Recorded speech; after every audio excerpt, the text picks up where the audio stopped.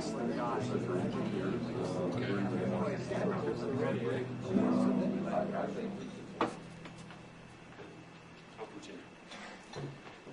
The Conservatives. They think that they've improved education, but being a past school trustee, I can assure you that they have not. We still have no choice in health care, and the majority of Ontarians have indicated that they are dissatisfied with the quality of health care they are getting. And just as an aside, I was reading the National Post today, and if anybody's not seen it, I urge you to pick up a copy down at the lobby there, complimentary. There's an article in there about the Quebec healthcare system, and apparently a couple of bailiffs appeared at the door of an emergency room doctor the other day and forced him to work in an ER emergency room 500 kilometers away from his city. So what kind of a government is running Quebec, and what kind of government can we expect in Ontario next door to have the next while when bailiffs can appear at your door as a doctor and force you to work 500 kilometers away? The doctor called it savage conscription. The Conservatives have implemented draconian laws of confiscation in this province for people merely accused of belonging to certain groups. It's perhaps the most appalling single piece of legislation in the past decade in this province, and I urge you to find out more about it. The Eves government has begun to tour the province with checkbook in hand, promising to tax and spend us into a new election. It is our goal here at Freedom Party to be ready for that election and provide Ontarians with a real alternative to the decades of encroaching statism, freedom. Tremendous efforts have been made by a number of Freedom Party members over the past couple of years to ensure that this election will be the most successful Freedom Party has ever had. Here in Eastern Ontario, we've seen the growth of new members and constituency associations. We've seen Paul McKeever, our new leader, effectively transform our internet presence into a very professional and informative website, and I urge you, perhaps during the break, to have a look at it here at the computer. We've seen the Freedom Party executive adopt a new constitution just on September the 8th, which will ensure stability in our organization and reward the efforts of all members who wish to see our party win and succeed. Over the past couple of years, Freedom Party has been very active in the media, with our president, Robert Metz, appearing over 100 times on a radio program in London called Left, Right and Centre. He's supposed to be the right, but that's debatable. He's also been frequently seen on Crossroads television programs, the Round of London Live and Michael Corrin's show, and in London on the Jim Chapman show. Paul McKeever and myself have also appeared on some of these shows. The goal to the success of Freedom Party is to first create an organizational structure and organizational structures which will make us a household name. Today is designed to help you create those structures. Amongst us here today is a wealth of personal experience to help in the formation of constituency associations and running elections. Many of us here have been candidates, some even for other parties. Some have been operating CAs for many years, and if I say CA, that doesn't mean Canadian Alliance in this room today. It'll be Constituency Association, so let's not confuse the two. Myself, I've been a candidate for the CA, the Canadian Alliance, in the past federal election. I've been the president of the London Fanshawe Constituency Association, not only for Freedom Party of Ontario, but also for the Progressive Conservative Party of Ontario, although I no longer hold that position. I've also been an executive member in the Federal Constituency Association for the Alliance in London Fanshawe. Paul, Robert, Truman, myself, and many others here today hope to help many of you see that forming and running constituency associations for Freedom Party is not something which is necessarily difficult to do. With the proper mechanisms in place and proper help available, at a moment's notice, we should be able to help create many more associations in the province and help us achieve success in the next election. In a moment, Party President Robert Metz will be discussing the history of Freedom Party and presenting a video display of Freedom Party in the News, which should demonstrate how far we've come since January 1984, a prophetic year. Following Robert's presentation, we will hear our new party leader, Paul McKeever, talk about the exciting future which lies ahead for Freedom Party, after which there will be a short question and answer period for Paul. After lunch, we will get into the meat and potatoes of building for the future, and Truman Tuck will share his experiences and knowledge with us in relation to organizing the CA and preparing for the next election. But first, Robert Metz. For those of you who have not had the pleasure to meet Bob, he is the founder and president of the party. and has worked tirelessly over the past 18 years to provide a principled choice for the Ontario electorate. He is a man whose knowledge of politics and philosophy has armed this party with the intellectual ammunition necessary to defeat all of our detractors and opponents. He is, in essence, and without trying too much to embarrass the man, the fountainhead of the Freedom Party Province.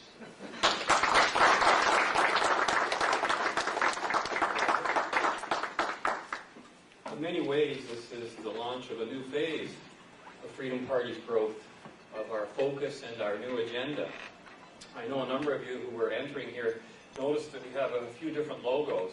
When we started the party in 1984, that's the logo we had there, the Freedom Party with the leaf and the Ontario Trillium there. We found out later that we were using the Trillium illegally, and the government didn't like that, but they let us use it for years and years, and you'll still see it on a lot of our literature, so it never really phases out, but it's no longer used.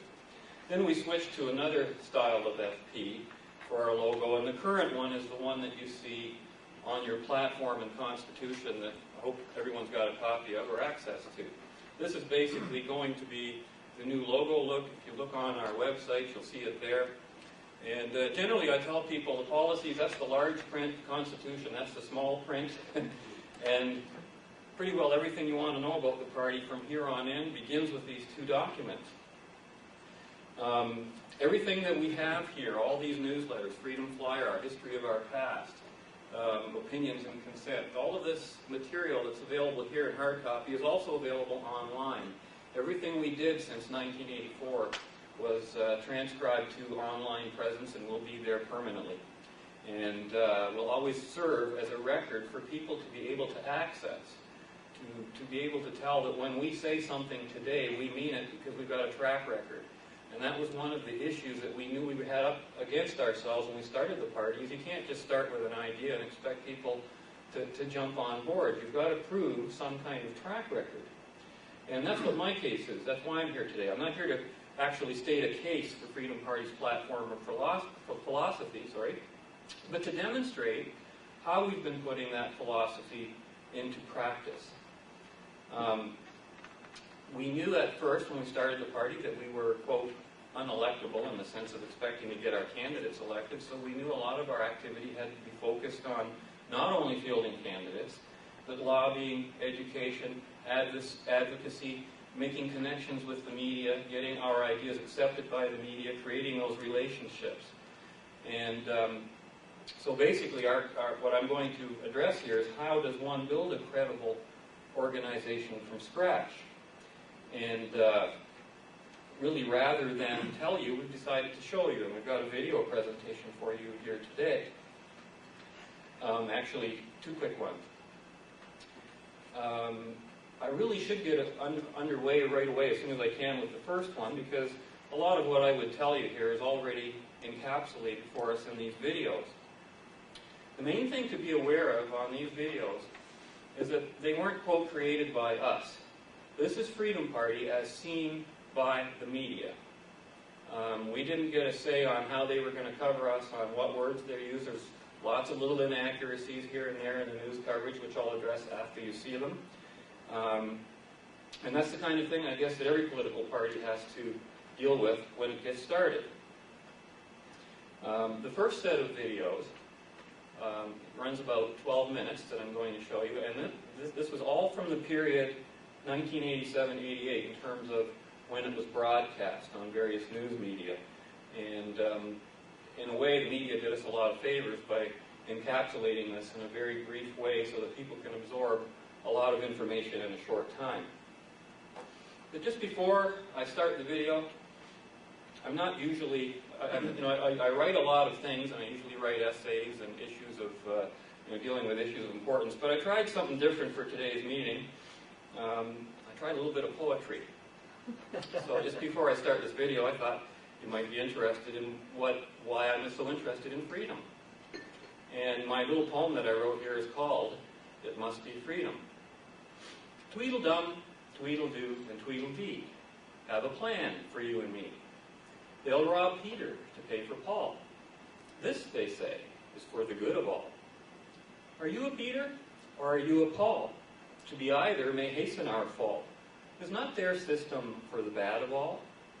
Tweedledum, tweedledoo, and tweedledee. Is it they who are dumb, or is it we? It seems in politics today we have a great deficiency, when what we all need most is simply to be free. There are those who would criticize our simplicity. The world is complex, they say, while meaning, what's in it for me? Please, please don't say responsibility. For if you do, I must vote NDP, and you will no longer be free. You'll be tied to me, for my name is Paul, don't you see? Tweedledum, tweedledoo, and tweedledee. What have they in store for you and me? Is it freedom, or is it slavery? This is no complexity. It must be freedom, else we shall cease to be. And that's why Freedom Party is the choice for me.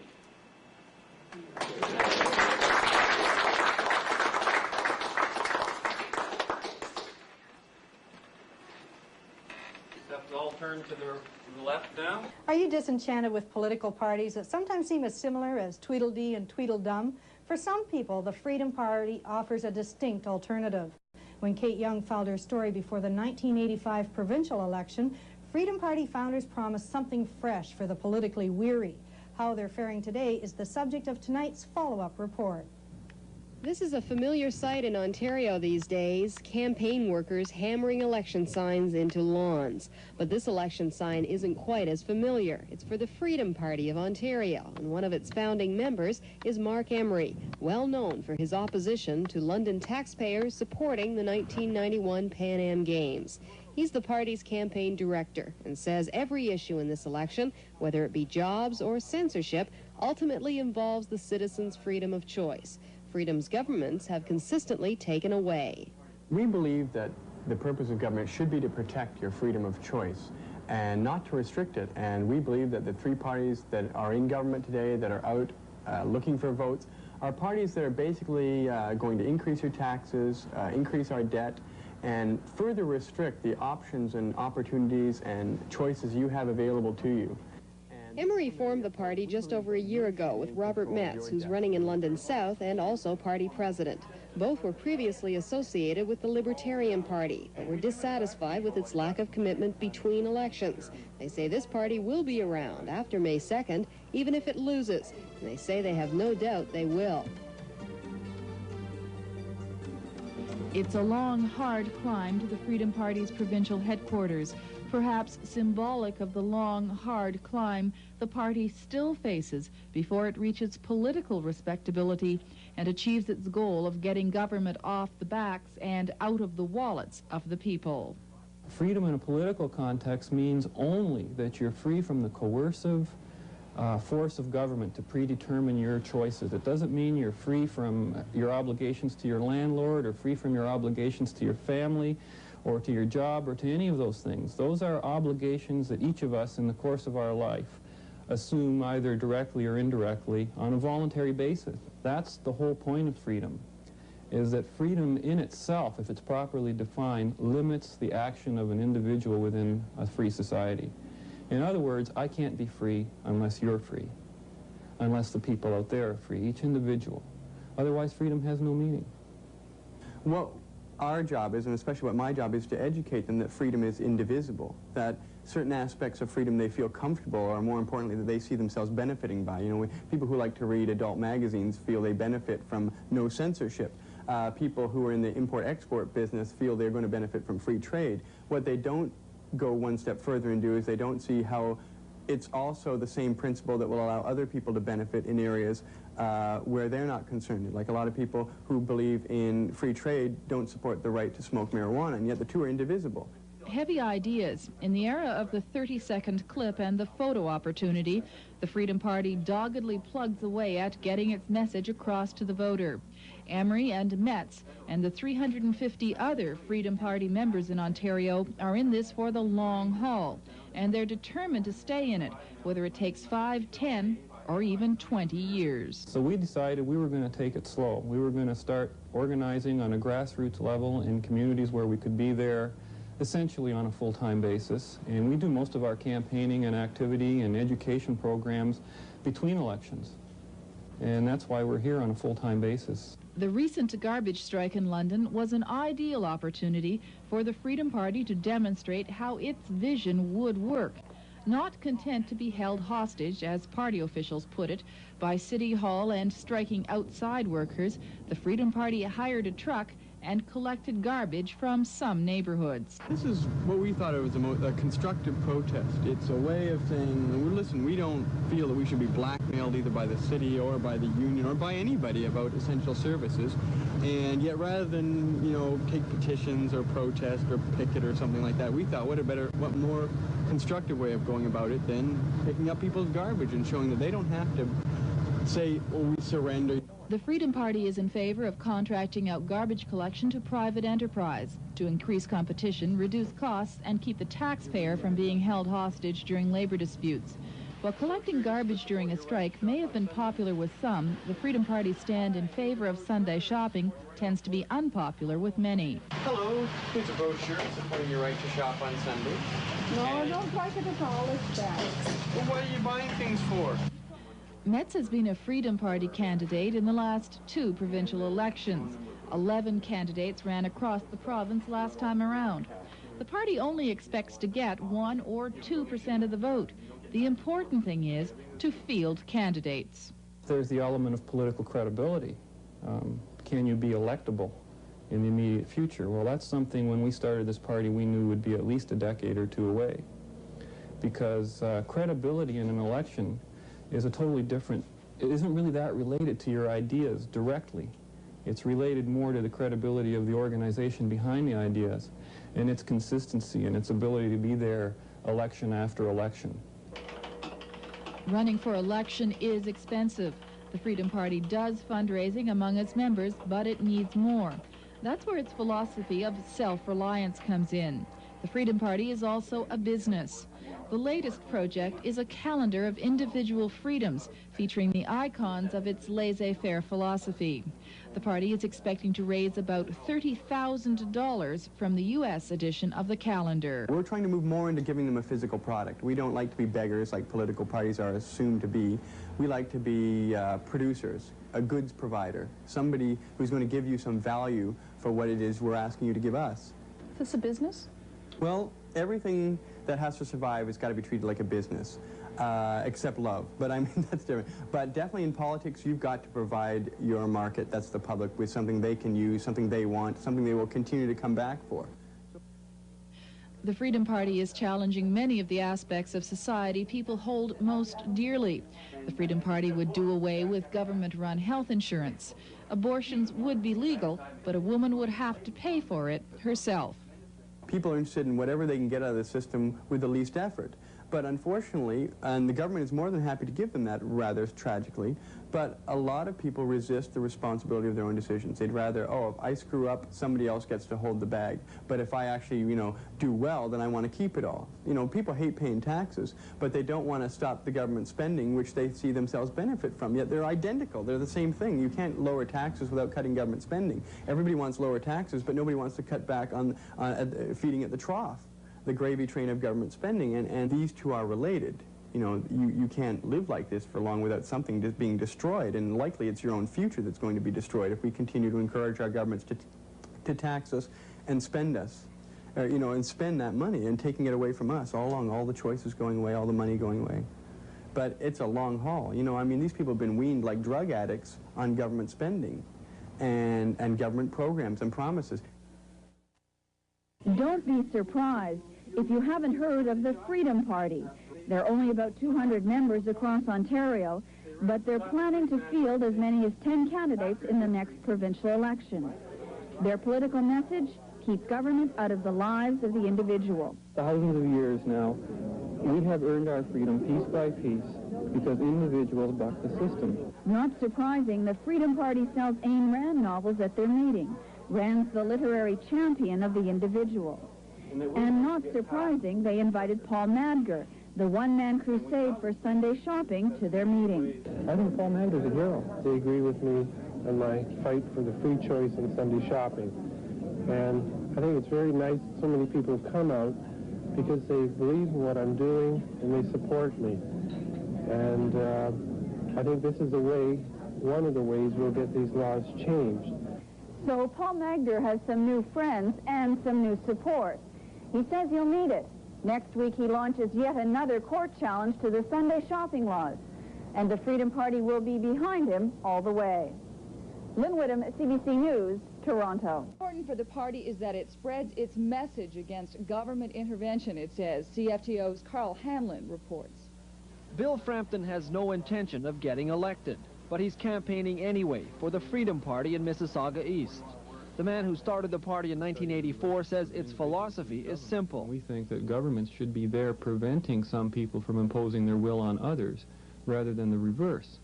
I mean, it's fine if I don't want to go shopping on Sunday, but I don't have the right in a free society to force you to have to comply to what I want to do. That philosophy is applied to a number of issues. High on the list this campaign, Sunday shopping. The party says individuals should have the freedom to choose when and where they shop. The issue has attracted the son of Sunday shopping advocate Paul Magder to run as a Freedom Party candidate. Many other religious groups who do not observe the same day as a Sabbath, and it should be the individual who decides which day or days they are not, they do not want to work, or that they do want to work. On free trade, the party wants a deal with the United States as soon as possible, and it wants trade barriers between the provinces removed. The Freedom Party is also against censorship in any form. It says the government has no business telling people what they can and cannot see. Things like child pornography, there are laws against that already in the criminal code, and it's criminal laws that should be used in prosecuting that type of thing. You don't pass a law against a whole society in order to deal with the bad doings of a few people. The party is also against forced association in unions. It feels those who don't want to pay dues shouldn't have to. And it is also against municipalities forcing small businesses to take part in business improvement programs. Party candidates say they'll be content if they receive between 1% and 2% of the vote this election, as long as they get to air their views. Carl Hanlon, CFTO News. The Freedom Party. Born 3 years ago in London during a business tax revolt, the party wants no part of the political left or right. The Freedom Party believes that the purpose of government is to protect our individual freedom of choice and not to restrict it. A pro-freedom platform means they're against censorship laws, against Sunday closing laws, and against most labor legislation, but emphatically for free trade. Obviously not a quick ticket to Queen's Park. We don't even think of our chances of getting elected as being a viable alternative in this particular election. Our whole campaign is geared to get support from people via our literature and return cards so that we can build an organization that will very soon become electable in this province. In spite of their size, fringe political parties do not deserve our scorn. In fact, great Canadian parties have collapsed, and other parties have risen from obscurity to take their place. And even if power eludes them forever, they can be a source of ideas that can one day shape the Canadian mainstream. George Wolfe, Global News. Who was it? George Wolfe's closing comments there. He talked about the issues that we picked were not a quick ticket to Queen's Park, and yet every one of those issues has already come to pass by the other parties. In fact, Sunday shopping was brought into this province by 3 parties who were all opposed to it and told that to the public. You cannot trust a word they say. Today we have the same, at least we were telling them the truth, that Sunday shopping was coming. It was inevitable. The same thing's happening today with privatization. I get this all the time in public forums. You can't privatize, you never get elected. And then I remind people, well, even the parties that are telling you they won't privatize are privatizing behind your back. So who do you want to vote for? Somebody who's lying to you or who will tell you up front what they're doing. And that generally makes them stop and think. Again, you hear some other issues. For example, one of the speakers there said that our political message was to, quote, keep the government out of the lives of individuals. Well, that's not quite exact. We recognize you need government, because it's individuals that govern themselves, and you need that framework of government. We don't want to just get rid of government for the sake of getting rid of government. Also, you get a comment like, Bill Frampton has no intention of getting elected. Well, of course we didn't tell them that. What we told them was maybe that we didn't expect to get elected, and all of a sudden something like that gets turned into a word like that. So these kind of things happen in the media all the time, and it's the kind of things that we learn with experience. We learn, what to do, what not to do, and hopefully we don't repeat those mistakes, and we learn and we pass on our experience to other people. Now, the second set of video that I'm going to be showing just in a moment is a bit longer than the first. It runs, I guess, just a little over half an hour. And it's a different set from the first. The first you saw was all in the 1980s. This next set will cover, actually from, there's one clip in it that actually precedes 1984, and it's 1981, right to the present. In fact, one of the clips, we're not even sure if it's been broadcast yet. I'm not sure if your education thing has even been aired yet, because it was taped in this summer for a fall broadcast during the period that the government will be holding its hearings on the funding formula in education. But what you'll see in this next set of clips, they're not in, by the way, they're not in chronological order. We kind of try to group them together by issues, so you might hear them say, we've got X members here and X members there, but they're talking about two different periods of time. This is basically more of what we do on the front lines. Again, these are all in the public broadcast sphere, in the public broadcast media. Some of the clips I picked, I admit, are kind of uncomfortable to watch. You'll know what I mean when you see them, because now you're going to see us on the front lines with the people who disagree with us and who might not like to see us get into power. By the way, it's no longer a long, hard climb up to our offices. We are no longer located in the location that was there. We're now in a modern plaza. You drive to the door, you walk in, and we've got computers and everything. It's really funny, back then we had about 1,600 square feet up on the third floor of a downtown office, and now we're down to, I think, 495 square feet on the ground floor, and we're doing more out of there than we could in the old offices. Actually, the reason we were up in those offices was that before we started Freedom Party, a group of us were running a London newspaper called the London Tribune, and that's where we were publishing from. So we needed the room for all these big cameras and things of that nature. We've been very fortunate, I have to say recently, that we're starting to find our ins with certain people in the media. Obviously, CBC hates us, although we're invited, but they make sure they peg you into this square round circle, you know, so they make sure that you look like the real odd duck. But there are some media people that are starting to have us on board quite regularly. Among them, the new CTS television network in the Toronto area, Michael Corrin's show, the Rhonda London show, who is, actually her name's Rhonda Glenn now. And but you'll see clips from CBC and other issues of that nature, and you'll see quite a range again of issues being discussed. I'm just going to press this now, because there's about a minute's pause there before that gets started. Anyways, we've been very fortunate over the years. We've had debates with some extremely high-profile people. For example, regularly on Left, Right, and Center, I debate with Marion Boyd, who was the former Attorney General of Ontario for the NDP. We debated union leaders. You'll see one of those with Sid Ryan on there, and others. So here it comes. We're joined in studio this afternoon by Robert Metz. He's a founding member and the president of the Freedom Party of Ontario. Robert, thank you so much for joining us today on the show. So how do you answer that question? Just how big, or I suppose how small, should government be in Canada? I don't think that's the first question we have to ask ourselves. I think the first question we have to ask ourselves is, what is government, and what makes government different from any other institution in society? And when you look at it that way, you look at government and you have to look at what is the one quality it has that no other institution, no individual, no group, nothing has, and that is the legal right to use force as the final arbiter. Right. And that is the distinguishing characteristic of government. So when we ask what is the purpose of government or what should government be doing, we have to ask what is the proper way to use force in society. And as far as I know, there's only one, and that's self-defense. So we create a government basically to protect our right to life, to liberty, and to property, and to provide a framework of laws and rules through which we can all behave as free individuals, making up our own decisions with respect to our own destinies. What we must never do is allow government to become an instrument of oppression, where some people are forcing their points of view on others and justifying it just because they say they're in the majority. That's not what a government of a free society is all about, because your freedom wouldn't last very long if we just kept on going on that principle. what's interesting. A lot of people don't think about this. We have not only cradle-to-grave government, but we have dawn-to-dusk government. When you wake up in the morning, you take a shower with water supplied by the government. You turn on lights with hydro supplied by the government. You have your breakfast, and you look at the cereal package, and there are the ingredients listed by the insistence of the government, even though you don't know what they are. In French and English. It's written in French and English because the government says so, which, by the way, keeps a lot of products off the market. You go to send your kids off to school in a government bus to a government-run school where they teach them what the government wants them to learn. You go to work and you have taxes deducted at the source. Your employer's been made into an income tax collector by law.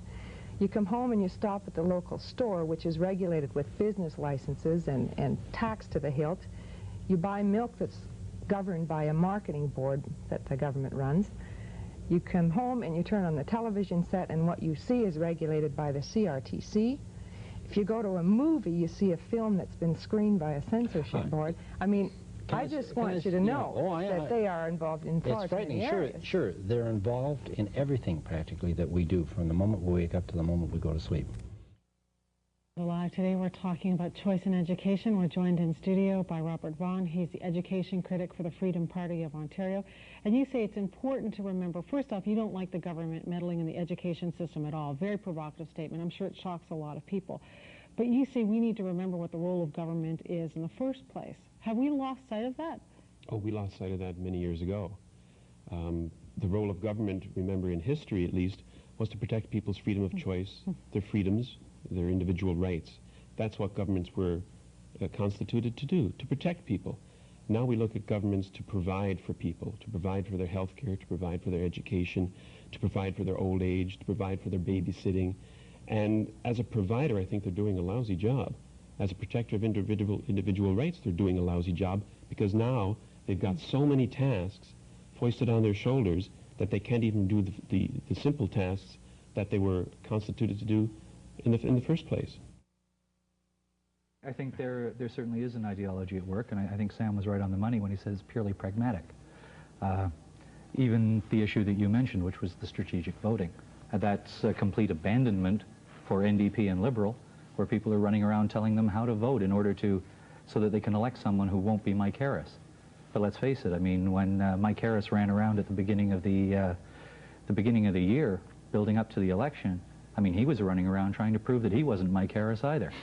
No, there's an ideology, and it's basically to grasp power, and that's the one that is shared by the three old parties. And you know, speaking for myself, I mean, my goal in politics is that I don't have to be involved in politics. The idea is let's have a government that sets us free and allows us to make our own decisions, our own choices, take responsibility for our own actions, and we don't need Big Brother. We can survive quite happily without it. So there's quite a battle of ideas, and you find it more when you look at the newer parties. You know, I look at the new parties and you hear all kinds of different ideas, and those ideas that are coming out sometimes filter into the old parties, but it's really based simply on the fact that you know, we bring some things up and they're so bankrupt of new ideas that, quite frankly, they've got to turn to us to find new ideas.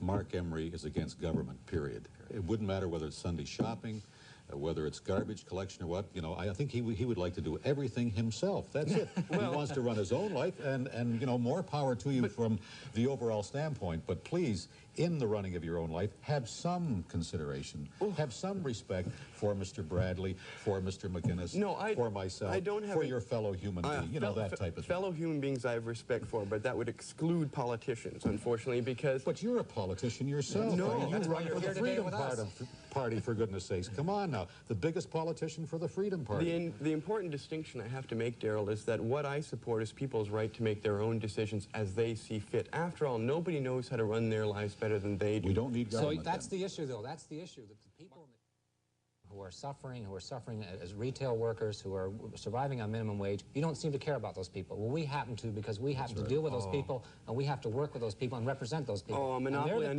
nobility here. I well, mean, you feed Mr. Noble to this entire show about you're the man that represents the Maverick society, you're the man that represents the business community. You do not represent them, and you unfortunately do not present the poor people that have to work out there for minimum wage. They work for me. And they're the people that are going to suffer across this province in the next couple of years. Minimum wage? Mark, no, we pay more than that at our place. evenings, and we pay more on Sundays, it turns out, and we pay more for evenings as well. But the point is, this is amazing. I'm the person that pays these people. Without me, they don't have a job. With you, they could still be employed. If you disappear tomorrow, no jobs are going to dry up. With me gone, they dry up. And if I don't have the ability to meet the consumers on my terms, those jobs don't exist. And I resent you saying that somehow you help people. You don't. You know, it's Well, I rather can tell you interesting. something. I don't have to listen to the type of rhetoric that says you may pay your... Jack Plant? Jack?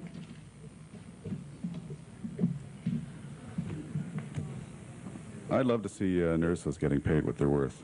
But who decides what they're worth? Is it up to you to decide what you're worth? If you say, I think I'm worth 30 bucks an hour, then you go to the government and you say, I'm worth 30 bucks an hour. You should make this employer pay this to me. Is that how it works? The only way it can really work is by the pricing system in a free market economy. The consumer of the service is willing to pay so much, and the doctor is willing to pay you so much of what he can afford. My wife said to me the other day,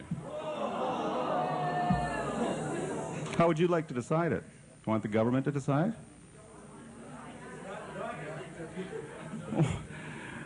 Well, my wife said to me the other day, she said, I can see under the system that you're advocating that if the doctors were allowed to pay the nurses what they decided, no, well, really, it's not just the doctors that decide. You decide what you're going to accept and what you're going to reject. If you don't want to accept it, you reject it. Don't work for it. My wife said to me, if a nurse went to a doctor and she was a good nurse and she knew she was worth $20 an hour, and she went to the doctor and he wouldn't pay it, he was only going to pay 10. So some bad nurse came along and he hired her and he was only paying her 10. And so everybody would hire bad nurses. Is that what the future sounds like to you? Do you think that's what would happen? Is that what happened before 1968? Were all the nurses bad? Well, who decides? You think you're underpaid. I think I'm underpaid too. I'm a firefighter. We have a monopoly on the firefighter labor in the City of London. The city has a monopoly on providing that service, just as you have a monopoly on the nurses' labor. The government has a monopoly on supplying that service. They're immune to market forces. So how do you decide? How do you decide? I take it your position is that you're not going to take up the challenge of that question. I beg your pardon? I'm trying to summarize what I think your position has been to this point. Well, nurses that you want don't to be, see that it's an issue. Well, they want to be paid what they're worth. Who decides? It's a deal you make with your employer. You reach an agreement. And if he doesn't want to pay you a certain amount, then you either work for him for less or you don't work for him. The only other way is to have the government force people to pay them what someone else tells them they want to pay them. You want to go to the government and lobby them and say, we're worth $20 an hour and we demand it. You pay it to us. And you're going to take it out of the taxpayer's pocket. It's a situation that there's no resolution for unless it's privatized. A good nurse gets the same as a bad nurse. Is that fair? In a private system, you could decide. The good doctors would hire the good nurses. Well, Order, please. Then they suffer and patients wouldn't go to them. I have a feeling you're going to have people at your office chatting with you about this one. Okay. Thank you. I'll call in Robert next. I have to agree with Carolyn that nurses don't work for doctors, but with doctors. But she didn't say who they did work for. Both of them work for the government. And it's the government that they're asking to increase their pay, and it's the government that doesn't have the money to increase it. So here comes a candidate like Jack to offer you another alternative, and you all laugh at him. Because, you see, I used to think that wages were determined by what people wanted. You figure you're worth something, and that's what you'll get if you work hard enough at it. That is not what ultimately determines the value of anybody's labor offering any service or any commodity. What ultimately determines that value is how many people there are competing, offering the job, and how many people there are competing to buy the service. That's a fact of economics. It cannot be denied. Whenever governments try to thwart that fact, they screw up the whole economy. We don't advocate a free market as a matter of some sort of whimsical philosophy. We advocate a free market as a matter of acknowledging that it exists, that it's the only way that we can all get what we want. Now, if I was a patient, I would like to pretty well damn know that the person who's taking care of me, be that a doctor or a nurse, is well paid. I would like to know that I had the right to direct my taxes, my insurance dollars, my efforts to that doctor or that nurse of my choice. Health care is for patients. Health care is to make people feel better, to make them healthier. They're the people who should have the control. They're the people who should say how much they're willing to pay. They are the recipients of the benefit. In every place that you see this process in action, you will see a healthy economy. You will not see governments in deficit. You will not see a lack of a service. You know, there's an old famous example that if the government had been producing our shoes for the last 50 years, and a party like us came forward and suggested, well, we could solve the shoe shortage by turning it over to private enterprise, and then listening to everyone laugh. Just take a look at the Soviet Union. Look at what socialism has done there. Look at what's happened to socialist medicine in Britain. Everybody is backtracking. It's not that we have a choice anymore. We have to turn things around because the health of our economy is where we get the wealth to pay for our complete health care system. So when we ask who decides, the answer to that question is you, the patient. That's who decides. Thank you. Thank you. Carriers in London were still on the job today, but there were pickets outside the post office. The London-based Freedom Party staged an information picket line to denounce the violence that has marred the postal strike. Freedom Party members paraded in front of the York Street Post Office with placards condemning picket line violence. A spokesman for the Freedom Party says it's an absolute disgrace that postal workers are proud of their actions. We feel the only long-term solution is a free market competition in our postal services. The other message is to the strikers themselves, and that we condemn the use of the violence and the coercion and vandalism as a means of labor negotiations. We just don't agree with that. And if they're not going to come out and condemn it themselves, that is the union and the members who disagree, then they're just implicitly sanctioning it. Steckley says postal workers should not be allowed to strike, nor should others who want to work be denied the opportunity to replace those who would rather walk a picket line. Mike Larian, TV London News. Is now being played out at the Sheraton Armories in downtown London. A board of inquiry into human rights complaints against the landlord Elijah Elioff sat today and will resume tomorrow. However, although the board's focus is restricted to complaints of racial discrimination against the landlord, his representative charges that his accusers really have another agenda. Are the mainly Asian tenants here at the Cheyenne Apartments the victims of a racist landlord? Or are they just pawns in a coldly calculated campaign to ruin his reputation and run him off? Language and cultural barriers make it hard for an outsider to find out for sure what most of the tenants think. Although one of them, Chip Heng Hom, has left no doubt about her position. 3 years ago, she filed complaints with the Ontario Human Rights Commission, charging that her landlord had discriminated against her on the basis of race. The case against Elijah Elioff, however, was deadlocked and was referred to a special board of inquiry chaired by lawyer Ajit John that's now sat for 5 days in the past several months. Geraldine Sanson, a counsel for the Human Rights Commission, is representing Ms. Hom in an inquiry that shows little indication of ending soon. And the Reverend Susan Eagle has been intimately involved in what she regards as a case of harassment and racial discrimination. Not so, says the Freedom Party's Robert Metz, who's representing Elioff, and who charges he's being targeted by a lobby group who want him out of business. And they've been putting pressure on Mr. Elioff, first of all, to try and sell his buildings at a price that they want, and second of all, perhaps to take over the buildings so that they can force the sale of them and make public housing out of the project. You're saying that this isn't an issue of racism? Not the real issue, no. This is a false issue created to hide the real issue. A charge Ms. Sanson refuses to respond to, saying only that this inquiry is properly constituted and is being conducted in an appropriate and impartial manner. The Commission has decided that the evidence warrants the matter going to a hearing. It's up to the Board of Inquiry to determine at the end of the day. The Commission has carriage of that complaint. The Commission will put forward and supports the allegations. Allegations that have generated a blizzard of paper so far, including notes pinned on tenants' doors and newspaper articles, amidst bitter and highly personal accusations.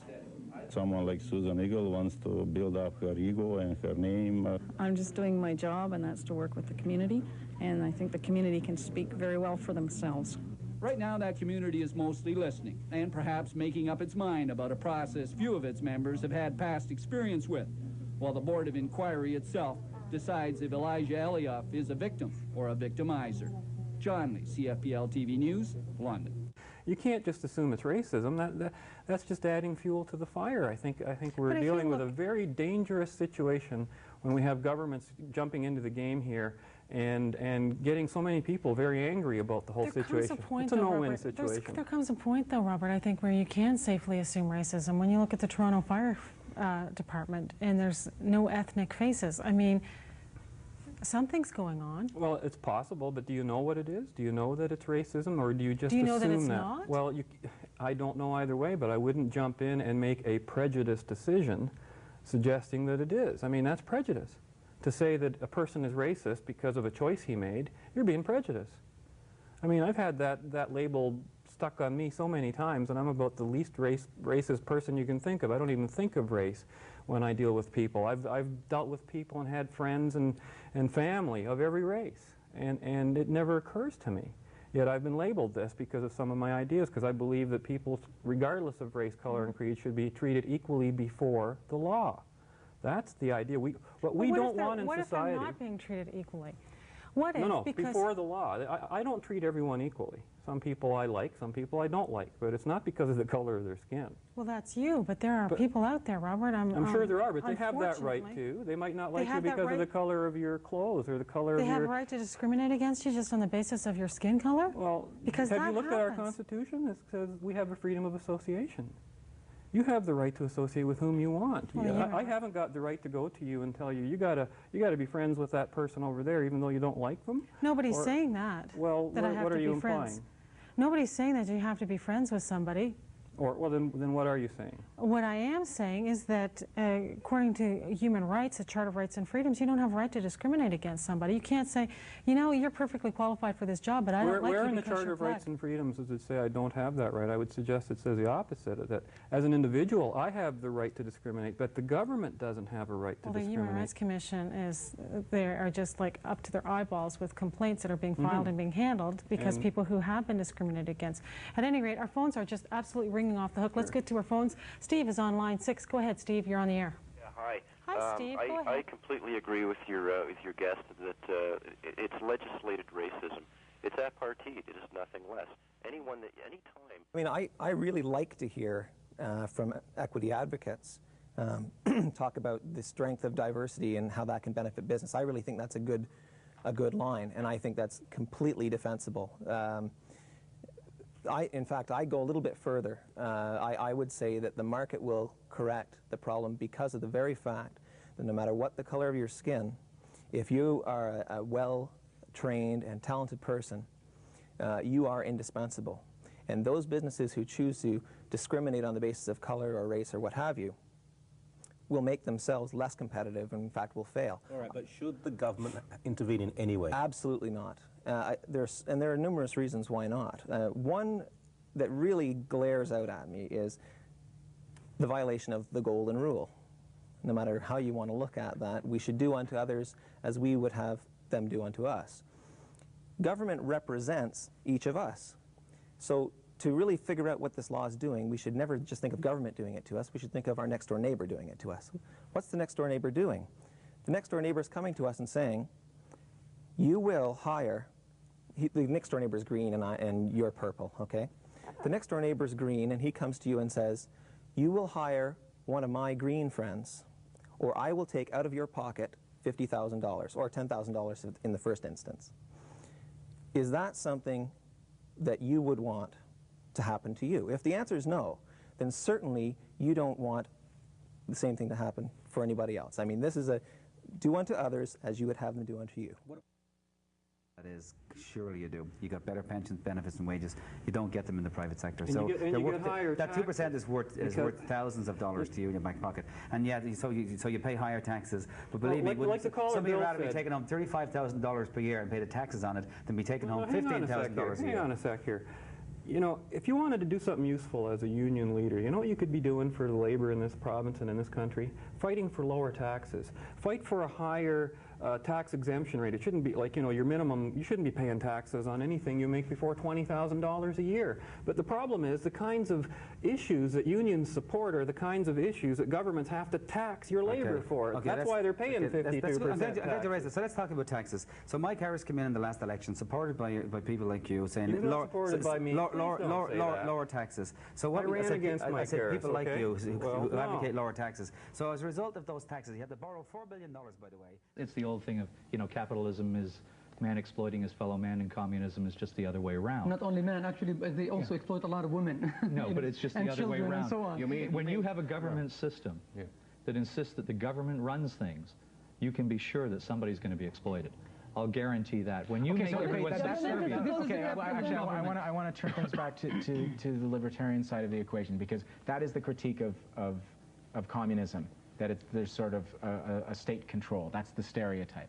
The problem that people have with libertarianism is in this absolute freedom, in this radical freedom, what responsibility do you have to other people? Okay, first off, there's no such thing as radical freedom. I think radical freedom would be being allowed to go around throwing bombs and blowing up babies, and I don't come out in favor of that at all. There are the limits. Absolutely. Freedom is a self-limiting concept. It's like I'm free to swing my arm, but I have to stop at Sam's nose. There's no question there. I can't do that. I can't violate the rights of another person. So freedom becomes self-limiting. It's like so it's a belief in human nature, then. Freedom Party has stated from the outset, the purpose of government is to protect our freedom of choice, not to restrict it. And it's there to allow us to be free, to make our own choices, to accept responsibility for them, but it is there to protect us from other people violating our rights. So that's it. It's a negative definition. No, but what kind of freedom of choice? You're saying then that you'd rather have a job than a handout, is that correct? I would rather have a job, yeah. Well, then you're agreeing with me then, because I'm saying that if this country had lower taxes and more opportunity, we'd have more jobs. We definitely do need more employers in this country. I'm not sure I'll agree with that interpretation. Well, I'm sure you don't. Can I address? I want to answer. Just one second. I just want to say something Michael said here. Michael, you said that you believe in wealth redistribution and that you're a Christian, but my question to you is then, do you believe that thou shalt not steal? I do. Well, then, unless a Democratic majority approves, is that the way it works? No, I don't believe a majority will, but I do believe in a certain socially moral standard. You define theft as someone who... Why should if I may finish, I did that. You believe that theft is someone who has an enormous amount of money helping his brother or sister out of a crisis. I don't define that as theft. Say that again? I don't define that as theft either. Someone who has a great deal of money helping his brother or sister out of a crisis. I don't define that as theft. No, the theft is on your part to vote the other guy to give his money instead of giving your own money. It's very easy to be generous with other people. I do give my own money. That's fine. That's a separate issue. But through tax dollars, when we vote for government poverty programs, we're basically putting our vote in to make somebody else pay. That's always the general expectation. Actually, it's for all of us to pay, so that at some point it will always be there if any of us needs it. Then that's why I say we should get back to a voluntary system. I must, because don't let him get off like that easily. So you're saying that no one should be coerced to do anything in society? Not in the sense of meeting with someone else's expectations and their values. You have to be. If you make a commitment and you default on that commitment. If I like your pen and I want it, may I have that pen? May I take it from you? If I gave it to you voluntarily. If I took it from you, is that okay? No. Why not? Because that would be considered stealing if you took it without my consent. Who would stop me? Well, hopefully your conscience. No, but forget conscience for a moment. Who would stop me if I did it? Well, if I could, I would. Okay, and if you couldn't? Well, then no one would stop you. The police wouldn't? Oh, if somebody laid a charge or Okay. something. I'm not sure where you're going with that. So well, give me some time. So the police could get involved and the courts could get involved? Yes. So you do believe the state has a right to coerce when you think it's a matter of morality? When it's protecting someone's private property rights and their own property, yes. Who defines property rights? Is property rights not the ability to feed your children? No. Property rights, not property is the right to keep what you earn, so that no one else arbitrary definition of what is state coercion. It's my definition. I know it. What's exactly. yours? And as is your definition, it has no worth. It has to be something greater than that. My definition is shared by a great many people, and Actually, I would say that the definition of least government possible. Basic government to protect people, foreign defense. Apart from that, not much. Yeah, I don't know if minimizing government is necessarily the stated goal. I think it's more to give people maximum choice, to make choices in their health issues, their education issues, to redirect those funds that they might use for education, for health, in the way that they might see fit, and to allow some competition so that they have choices that are affordable, efficient, that are responsive, and that they're high quality. Right now we have a system where the government is managing and making decisions based on political criterion instead of allowing people to compete. So that sounds eminently reasonable, and certainly in terms of education I can agree with you. I believe in a voucher system. I believe that we shouldn't have to go to a public system. But I've met libertarians, and there are degrees of them, but I've met libertarians who have said to me, you can sell babies if the market demands it. It is appropriate, acceptable at least, to sell babies.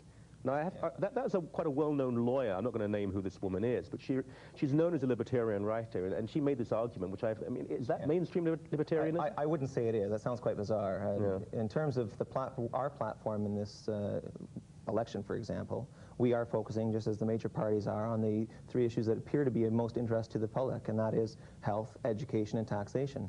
The way we differ in taxation, primarily from all of the other three parties, is that we are in favor of a flat tax, because right now we have situations where I'm an employment lawyer. I get people coming into me all the time and saying, well, I had this job. There was no sense in working more than 40 hours a week, because if I did, my rate of tax went up. So I ended up not making any money for all the extra work I put in. We just think that's wrong. So Freedom Party and Freedom Party candidates would be in favor of laws, tax laws that imposed a flat rate of taxation. So if you want to work 60 hours, you'll get that extra 50% of your wages. You won't have to knock it down to 30. How many people do you have running? We have 14 this election. That's the most we've had running, but we're growing quite quickly. Quite a few. Censorship. Would there be any censorship at all? I guess you have to define could anything be published? I would say so. In terms of expression, we believe, it's one of our core beliefs, that expression, provided it's not, for example, a conspiracy to harm people, is perfectly okay. That, you know, if you want to say something, we have talked in the past about Salman Rushdie's book, if the wording is for one person blasphemous, but for another person informative, we still think that that should be something that the public should have access to. We don't believe that government should be making choices about what we should read. What about if an organization was issuing literature that called people repugnant racist names? Would that be acceptable? Well, of course, it's repugnant to us as well. Of course, however, if you think about what Freedom Party stands for, we simply stand for the idea that the government shouldn't be able to tell you what to think, what to believe in, and what to say. And, you know, frankly, there's no government action that could really improve people's beliefs. If they're going to hate people, they're going to hate people. We certainly would not want to encourage that. In fact, we think racism is repugnant to freedom, and we think that government should not be involved in the racism business. Okay. In studio this afternoon, Robert Vaughan. He's the education critic for the Freedom Party of Ontario. Robert, thank you so much for joining us. Thank you for having me. How much choice should parents have when it comes to educating their kids? And not just choice on where to send their children, but also where their dollars go. They should have every choice that's available to them. I think we should, especially with the new funding formula, the problems that we're having in education, we see it being paralleled in the healthcare system. We should really start to question what is the role of government in education. And it's the Freedom Party's position, of course, that the government has very little role in education, or should have very little role in education. If anything, it should be to perhaps help those students who cannot go to the school of their choice, maybe subsidize the students, rather than create a system and subsidize a system. How can you say that the government should have very little role in education? Well, I think people should actually look at history to find out that the government was not always involved in education. Actually, it became, started off privately with very large companies, factories wanting to give a benefit to their employees by educating their students in a systematic and standardized way. The government took that over not too long ago, maybe about 100, 150 years ago here in Canada, to varying degrees. And the purpose of the government taking over education originally was to prevent American influences in the education of children here in Canada. And I think that that's still the purpose of education, public education in Canada, is politically motivated. I was a trustee on the London Board of Education. I was a trustee on the Thames Valley District Board of Education until recently. And I can tell you unequivocally that the purpose of the public school system is political in motivation. It is rarely to teach children the skills and knowledge they need to survive and to live in society and to be good members of society. It is replete with training in such higher order concepts such as pollution, recycling, race relations. I'm teaching an 8-year-old about race relations and things of that nature, and ethics, and very politically motivated. Not to say that those things are necessarily bad to teach a child, but it is, in my perspective, the purview of a parent and a family to teach children such things as ethics and morality and how to behave in society. Well, Robert, if you had your way, what sort of model would you envision? If you say that the government should have very little role in educating our kids, what would happen? Would we have a series of private schools, or would everybody be homeschooled? I have great faith in humanity to fill any need that's required out there. And if the education system was open to the public or marketplace, as it should be, then you would see a very quick filling of any gaps that took place in education, whether it be the kind of curriculum that's taught, the methodology that's used for teaching children, for example, whole language versus phonics. But wouldn't that just open up the door, though, to another agenda? Maybe not one that's politically motivated, but...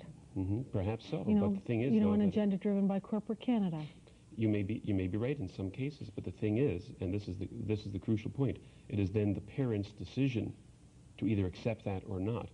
And if the government has any role, for example, if the government still continues to collect education taxes, we believe that those taxes should be directed to the school that is that the parent decides to send their children to. If they want to go to XYZ Corporation's school, then their tax money should go to fund their children's education in that school. If they want to go to a Christian school, likewise. If they still want to go to a publicly run and educate, curriculum-guided school, then sure, their taxes should go there. And there will still be a lot of people who think, and it is their choice, that the government should be offering a school system, teaching, for example, whole language or teaching the ethics of Dalton McGuinty, and if they want that, that's fine. Their taxes can go to that school. And that's a much more fairer, honest system than one size fits all. At the federal level, see, what happened was that the Constitution divided all sorts of legal powers. You can work on the criminal law, you can make laws with respect to the criminal law, you can make laws with respect to education and health. Okay, so the provinces got education and health, the federal government got criminal law, military law, etc. They also divided the power to make certain kinds of taxes, and they said, provinces, you can impose a direct tax within the province for provincial purposes, and the federal tax, guys, the federal government, you can impose on anything else. And what happened was, the war came along and the need was there, and none of the provinces really complained. War, you mean? Actually, the First World War. In 1917, an emergency income tax was imposed by the federal government. And prior to that, no direct tax, an income tax is what's called a direct tax. No direct tax had ever been imposed by the federal government. But what happened was there was a crash in 1929. There was a change, there was a philosophical shift economically to intervention by a centralized authority within the countries. And we saw in the United States, Canada, and Britain, more authoritarian or more interventionist style governments. And what happened was that the federal government essentially said, look, we want to continue imposing a tax. Now, they didn't, in my opinion.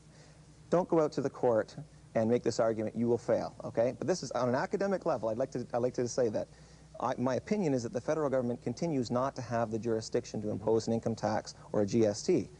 But they've done it for so long and they've gotten so far in debt that no court is ever going to tell anybody that's exactly. okay. That's right. Government very rarely limits its own powers. People go into government because they want to govern. Taxation is there to pay for a war. Hey, we can extend it, no one's going to stop us.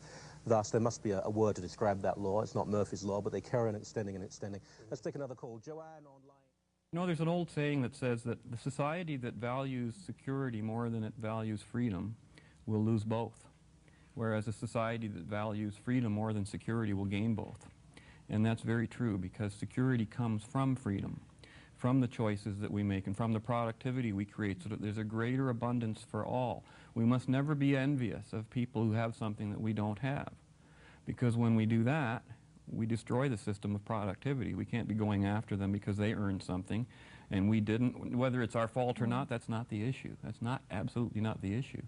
The issue is that we have to respect the rights of our fellow citizens, let them be productive, and then everyone's better off. It always works that way.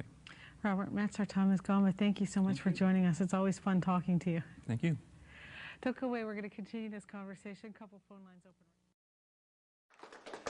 I just want to highlight the fact that what you just saw is the tip of the iceberg, both in terms of what we've been doing out there and in terms of the amount of media that we're actually getting. And of course, this is only video. We have hundreds and hundreds of hours available of us debating, people on audio, which are available on some of these tapes. I think I've done closer to about 200 left, right, and center so far, and that doesn't even include all the other type of media we do. So basically, that's a brief history of the Freedom Party of Ontario, and that's the end of my part of today's presentation. I'm going to turn it over back to Robert Vaughan, and please feel free to ask questions or anything later during the lunch break or any other breaks that are coming up. Thanks very much. Thanks very much, Robert.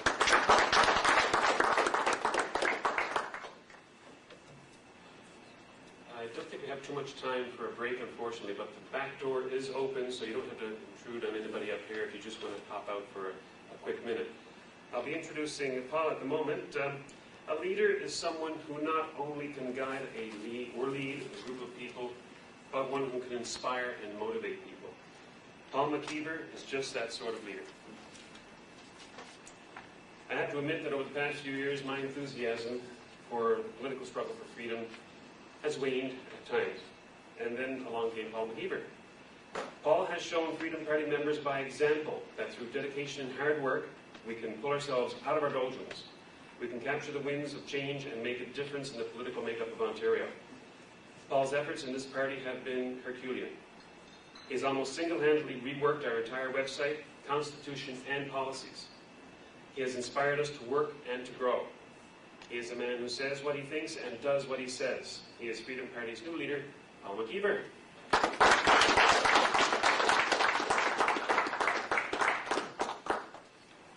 I'm up for that. Better. Ladies and gentlemen, time and events have drawn us together. And though each of us is sure to lay eyes upon an unfamiliar face today, and to exchange names for the first time, ours is not an assembly, but a reassembly. A reassembly of individuals associated not by application and by fee, but by virtue of their common commitment to a guiding philosophy. An association of individuals whose members, for centuries, have passed a bright torch of freedom, from old to young, seeking in each generation to preserve the light of reason in the halls of government. A reassembly of those who, through disciplined study, spirituality, or the experiences of life, have come to hold a belief that dignity and prosperity are the fruits of individual choice and personal responsibility. I do not know in what century this house of like-minded individuals was built, but I do know that its foundation, though centuries old, remains firm and upright. That foundation is not constituted of the rotten wood of class envy. Indeed, we recognize no classes among humankind. Our foundation is rather one of polished granite, reflecting our clear recognition of the rights necessary for peaceful survival and happiness of every individual. These rights are natural, and they are the natural complement to humankind's mode of living. The rights of life, liberty, and property. Denied our liberty to make choices, our happiness and survival are at the mercy of another's discretion. Denied the benefits of having exercised our liberty wisely, the exercise of our liberty is a waste of energy. Ours is an association that has always valued life, a life of dignity and prosperity, and we have never long tolerated the denial of liberty or property. Our common recognition of the natural rights of every human being has as its most striking complement the recognition that every individual has the same natural rights. We recognize now, as our kin did when they commenced the building of Western society, that equality is a concept that refers not to wealth, not to physical or mental ability, and not to popularity, but to the rights held by each and every individual by virtue of his or her humanity. We recognize not one individual on this earth as having any right to violate the natural rights held by all. Our recognition of that equality of natural rights among all men and women compels us to promote and defend the only form of government compatible with a free society, a society of free and equal individuals. A government in which those who govern have only those natural rights held by every other person governed by the law, and in which no person has the right to violate the natural rights of any individual. We call this democracy, or in English, rule by the people. We contrast democracy with any form of government in which those who rule fancy themselves to have the right to violate the natural rights of the governed. Whether a single individual or a group representing some subset of the governed, we cite as anti-democratic those who would use laws and regulations to curtail our rights of life, liberty, and property. Over the centuries, our association has assembled itself under many banners. Previously, we have, in different times and places, organized under the brand of liberal or conservative. But we cannot do so today. Liberalism and conservatism in Ontario are concepts that have changed much over the years. Indeed, they have also come to overlap so much as to begin merging. And in the merger, we are seeing little concern for the individual freedom, personal responsibility, equality, and democracy we hold so dear. Consider the current government monopoly healthcare system, which was adopted by Ontario only 34 years ago. Dare we fail to compare its current functioning to a system of wartime rationing? Can the clearest of memories remember a time when our government healthcare monopoly was not in a state of crisis? Can any of us remember a solution to the crisis that did not involve the raising of taxes or further cutting of healthcare services? Given the problems that Ontario's government-run healthcare system is facing, is it any wonder that proponents of the current system don't want government healthcare to have competition? Mr. McGuinty has made it clear that he is squarely opposed to competition in healthcare. He does not want government to compete with any company in the provision of healthcare insurance or healthcare services. Not one to be out liberal, Mr. Eves has made it clear that he too is squarely opposed to competition in healthcare, both insurance and services. His health minister only yesterday made it clear that the progressive conservatives, like the liberals, want to force every Ontarian to stand in a queue for their equal ration of healthcare. So-called queue jumpers, or those who by offering medical services make it possible not to suffer in a slowly moving line, are to be punished by a progressive conservative government. In an attempt to distinguish himself from Mr. Eves, Mr. McGuinty essentially tries to assure us that only that his punishment would be much more thorough under Liberal government. Rationing, crisis, taxation, service cuts, punishment. These are not the hallmarks of freedom and democracy, but of oppression and mob rule. A rule of many, by some, to the detriment of all. This liberal conservative government healthcare system is not one to be found in a social or society of personal choice, but one most suited for a dictatorship. But maybe I overstate my case. Let me be proven wrong. Let Mr. Eves and Mr. McGuinty demonstrate how one can make a healthcare system work better with threats and force than with incentive and reward. Let them demonstrate how more flies can be attracted with vinegar than with honey. Let them accept Freedom Party's challenge. Open government healthcare insurance and services to competition from outside the government. Let those supposedly inferior, expensive, profit-motivated providers of healthcare and insurance try to compete with the government. If you, Mr. Eves and Mr. McGuinty, are listening, and you are so confident in the superiority of the government's ability to provide us with the healthcare we really want, surely you have nothing to fear from such competition. Surely, given the option between a healthcare system run by politicians and that run by mere mortals, people will continue to spend their money on government insurance and government hospitals. Surely they will beg to stand in your queue. While we wait, let us consider that other most disgraceful failure of government. I'm speaking, of course, of government schools. One might argue that unlike the situation in healthcare, our government schools do not have a monopoly. And strictly speaking, that's true. Anyone in Ontario is free to send their child to the school of their choice. And many would like to do so. Our so-called public schools are a disgrace. The schools themselves receive only a fraction of the taxes paid by Ontarians for education. The rest goes for leather chairs and fancy glass-ceilinged atria at new board offices, and the wages of a multitude of bureaucrats and elected officials who politicize education. Our children have been going to schools that have no textbooks, no up-to-date resources for teachers, and photocopy budgets that are shamefully low given the absence of adequate textbooks. Ideas, curricula, and reading materials that challenge the status quo in any meaningful way, or that fail to conform with the politically correct, secular agenda, have been purged from public schools. Learning has taken a back seat to learning to learn, with the effect that many emerge from schools with little but the potential to actually know something or be critical. Things are so bad that even a self-styled communist teacher I know in the public school system has decided that he will do all that he can to send his child to a private school. That should tell you something. But for the vast majority of even upper middle income Ontarians, the government has intentionally put private schools beyond financial reach. Specifically, the Ontario government requires Ontario parents to pay for public schooling even if their children do not attend it. Having paid thousands to the public system, most Ontario parents are left without the money they need to send their children to the school of their choice. Lacking the funds necessary to escape the public system, parents instead switch to seeking tax increases to improve the government school system. Thus, by requiring parents to pay for the government system when they don't even use it, the proponents of state-run schools effectively coerce parents into fighting for the improvement of state-run schools. The money paid to the public system by such parents is essentially a penalty or a bar to choice. In reality, it does nothing except assure that the children of Ontario's wealthiest parents will not have to share a classroom with the children of those who are not extremely wealthy. It is elitist. Waste and mismanagement, coercion, political correctness, ignorance. Are these the values that we want to instill in our children? The time has come to stop discouraging parents from sending their children to the schools of their choice.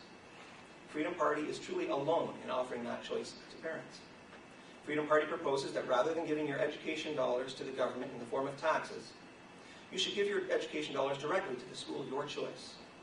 No wasteful and political board trustees, no expense accounts, no bureaucratic waste. 100% of your education dollar going directly from your pocket to the school of your choice. As I have said, the Ontario Liberals and Conservatives have begun to overlap so much as now to merge. Barely weeks after Mr. Eves was elected by the red 60% of his party, the fears of the blue 40% came true. Mr. Eves abandoned his party's former course. By amending it, he violated the spirit of the very taxpayer protection legislation that his own party made law. He did so as to break with the commitments of the Harris government.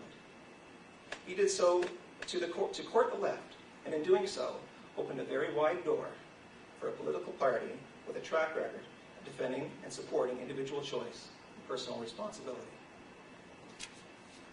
Let us seize the moment and the opportunity. We have at our disposal a time-tested, proven, and dedicated organization. We have an organization whose constitution ensures that the party's policies and the party's leader, myself, remain true to the very principles and values upon which our age-old association, that informal association of free and personally responsible men and women, is built.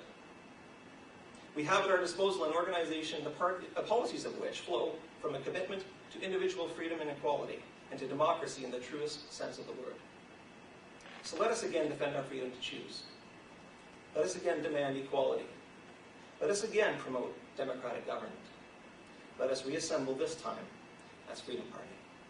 Thank you.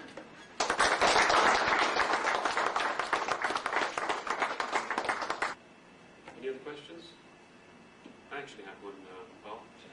During the TV presentation, we saw that there were a number of issues that came out of 15 years ago, like Sunday shopping and some labor legislation at the time, that some of the media said that this is not a quick ticket to Queen's Park, and yet Bob indicated correctly that three parties in power actually implemented those very same things we were advocating 15 years ago. Do you see any of the issues we're talking about now in healthcare and education being implemented by the parties in power, even though they indicate the opposite? Well, we certainly had, when the PCs started off by saying we've got to create a crisis in healthcare and public education. That was a snowballing thing. I don't think that that philosophy is shared by the majority of the PCs anymore. I think that what practical PCs there were who used to support Mike Harris' revolution have switched. They're in an effort to survive politically, they've said we've got to move further to the left. And I think we are going to see an abandonment by the Eves government of the entire Mike Harris revolution, but it's not going to be done in such an obvious way that the 40% who voted for Flaherty are going to charge out of the party. Mr. Eves is going to try and make sure that those people don't realize just how far left the party is moving. Our job is to make sure that that 40% knows that we're here, we already share their views, and they don't have to wait 5 years, 10 years, 15 years to elect a leader who puts them back on the road to choice and education. Do you think that the Ontario population of voters is really intelligent enough or not, or educated enough to pursue this? Like, I think they've been brainwashed into believing that you have to have this, like you have to have government legislation. And I think that a lot of them are naive enough to think that the school boards are doing a good job, like it was in the paper last week. 51% are satisfied with the job the schools are doing. And, for example, the Reform Party, the Canadian Alliance, has gone after the gun vote. And locally, I would guess that 50% of the gun owners either didn't vote or voted Liberal. Right. Like, how do you deal with that kind of, they want the right to have a gun, but they don't want to stand up and fight or do whatever they got to do to pursue and grasp that right? I think. Can you repeat the question in essence? I think the way I heard it, and you correct me, Dave, if I'm wrong, is how do you convince public that all of those things they've learned over the years about how government is good and government is great and government is the only solution, how do you convince them that the views that we're espousing are the ones that will actually be preferred if they really thought about them? Is that fair? As I see it, it's a lot harder to teach someone to get hit over the head with a stick than it is to teach them to choose what they want to do. So if socialists could convince the public that it was good to be forced into public, into monopolies of education and healthcare, if they could convince people that choice was evil and that the continuing crises that we're seeing are just a passing phase, I think if that's indicative of what can be done, then I think our job is relatively easy. I merely have to point to a person and say, look, you have a choice. That school with no textbooks is continuously striking, that has no photocopy budget, that has no after-school activities, that really is just treading water at best when it comes to turning out kids who understand something when they come out. Or you can go to this one here, or that one there, or that one there, or that one there, whichever suits your fancy. And you, if you don't like one, choose another. Take your money away, take another. You mean I get to choose later, right? Yeah. If you don't like it, you move on. You're the boss. That's an easy message for me to sell. What do you think of the need for a core curriculum? You know, that's a good question. I don't think we have official policy on that, but it's certainly. A question for the education. Yeah, perhaps I should just try. I was only going to say that when you say core curriculum, you really have to be careful about what you mean. For example, if core curriculum were to include one person's religion and not another, then I would say we're absolutely opposed to it. Because the whole idea of having choice in schools is to be able to say, okay, I want to send my kid to a Jewish school or a Christian school or whatever may be the case, or a school that teaches music as an emphasis or that teaches using the Montessori method. But maybe I'll hand it over to Rob. Sure. Just to remind you that I was a trustee for 6 years in 2 different systems. And my children actually went to Montessori system, and now they're in the public school system. But a core curriculum, it's very interesting that it doesn't really matter what curriculum they're teaching it wrong anyway. But that's just a sort of a dig that I have myself, and I try to impress upon the administration at the time.